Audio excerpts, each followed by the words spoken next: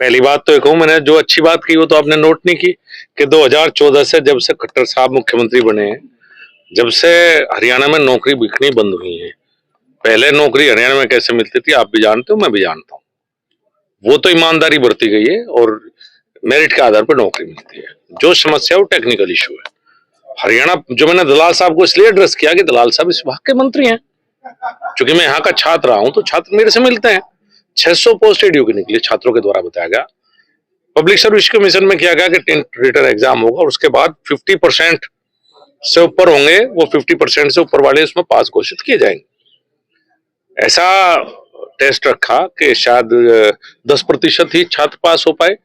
90% post खाली रही। सरकार में पोस्ट भरने का लंबा प्रक्रिया है और उसके बाद आप इस तरह से करना कि 50% की मेरिट लगाना और ऐसा पेपर वो करना सेट, 90% खाली होगी, सरकार को दोबारा साल 2 साल लगेंगे।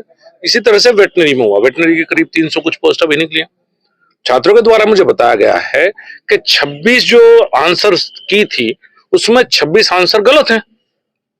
मैंने एचपीएससी चेयरमैन से आज सुबह बात की है, वो कह रहे हैं कि हमारे प्रोसीजर हैं। 26 अगर अब मैंने पेपर कहीं और से सेट करवाया, अगर 26 क्वेश्चन के आंसर गलत दिए गए हैं तो इसकी जिम्मेदारी जवाबदेही कौन लेगा?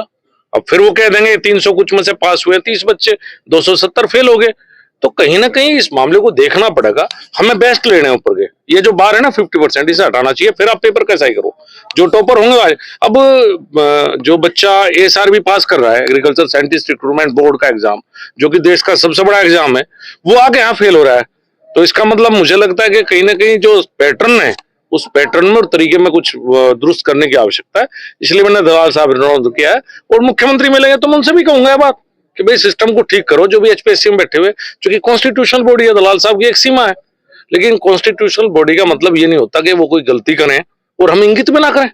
हम जनप्रतिनिधि हैं, मैं यहाँ से छात्र हूँ, ये सब मेरे जूनियर हैं जो आज यहाँ हैं। अगर उनकी कोई समस्या है तो मैंने उसको सरकार के सामने रखा है। जवाबदेही तय होनी चाहिए, मतलब निश्चित रूप से हमारी भी जवाबदेही है दोस्त, तो उनकी भी होनी चाहिए। सर एक और मेरा छोटा सा था, नस्ल सुधार को लेकर के एक पॉलिसी आपकी थी, आर्टिफिशियल इंसेमिनेशन ट्रेनिंग इंस्टीट्यूट धीरे धीरे बंद हो रहे हैं सर, नए को अप्रूवल आप नहीं दे रहे, पहली बड़ी किल्लत है नस्ल। नहीं, मेरे विचार से तो ऐसा कुछ नहीं, कोई बंद हो रहे होंगे। वैसे दलाल साहब का विभाग है प्रदेश में, मेरा नहीं है। आपका ही है सर ये? नहीं, मेरा नहीं, ये सेंट्रल बॉडी ही करती है। वही मेरी जानकारी एक्रेडिटेशन हमेशा से आती रही है। एक्रेडिटेशन एक अलग चीज है। यहाँ जो है हरियाणा में ये सीमन के जो है हमारी क्वांटिटी बहुत ज्यादा है। मुझे लगता है कि कहीं ना कहीं जो पैटर्न है उस पैटर्न में और तरीके में कुछ दुरुस्त करने की आवश्यकता है।